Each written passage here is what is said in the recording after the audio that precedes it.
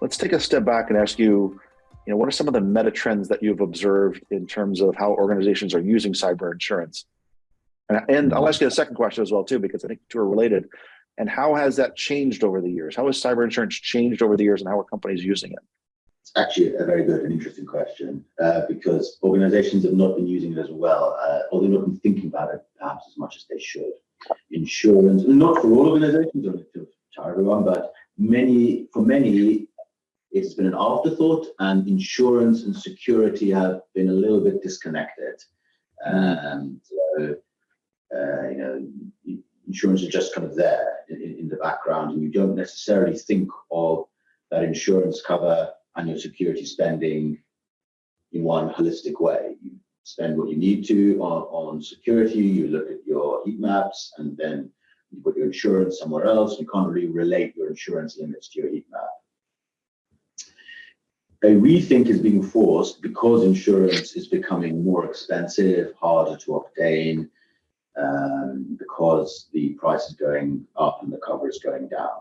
So once you having less insurance, or you're going to have to pay more for it than you did last year, then you have to think about, well, what if we don't want to spend more? Well, we're going to spend more for the same cover anyway.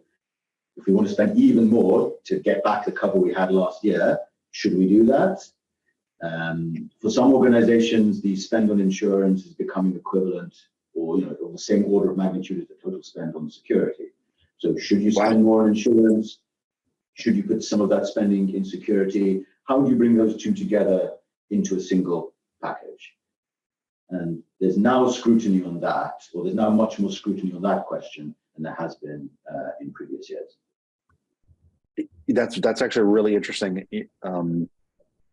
One of the terms I heard a while ago is cyber insurance is kind of like life insurance. Everybody should have it, but you really don't want to have to use it, right?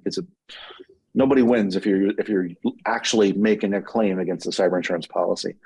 With the cost going up, and in some cases, it's crazy to think that they're comparable with the spend on kind of cyber programs and defenses. What needs to change? Like, if you could be king for the day, and what needs to change to enable some of those really lower risk policies to not only be written but managed? Because you can't have the insurance companies just writing lower risk policies and not the companies not doing anything. What do you think needs to change there to enable that? It's not just like a market failure. There are capacity problems in the insurance market, but fundamentally, the overall risk has increased with the rise of ransomware. There have been more large claims. The insurance policies of 5 years ago didn't really focus on business interruption costs. They thought more about data theft. So the insured risk is increasing, and this is a reality we all have to deal with. The way organizations can respond is to get on the front foot and to be able to better communicate their risk management to insurers. Well, of course, to have better risk management, to have stronger cyber defenses, but to be able to communicate that effectively to an insurer. For example, if you could go to an insurer and say that we've done an inside-out model of our organization, and we can explain to you how we've done that, and we see the probability of an incident being above your limits to be not 5% or whatever, then that perhaps helps the insurer understand the risk, what you've done, how your spending has been effective in reducing not just your own risk, but the insurance company's risk, and hence the pricing. And that's a really interesting, you're really describing a world where there's more collaboration between kind of the insurers and the insureds, if you will, right? The folks writing the policies and the folks buying the policies. I think that's actually spot on, right? If we can get to the point where companies are saying, here's what my risk is, and here's what I'm doing to mitigate it, and the insurance can see that, they can start to figure out the blending of that world. How are companies using cyber risk quantification processes or tools in conjunction with their cyber insurance programs today? Are you seeing some of that? Do you see advantages for that? I'll take those in reverse. I definitely see advantages in that, and we're starting to see that, though it's in its early days.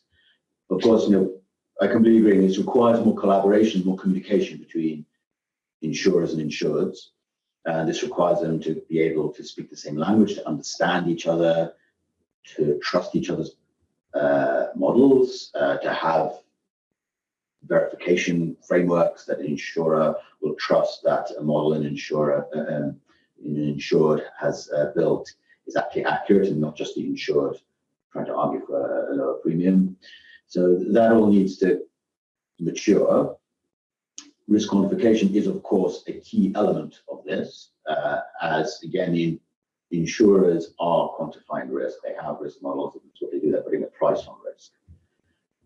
So if the insured can start speaking in those terms and help the insurance firm understand that they are a good risk, then over time that might be conducive to more efficient pricing.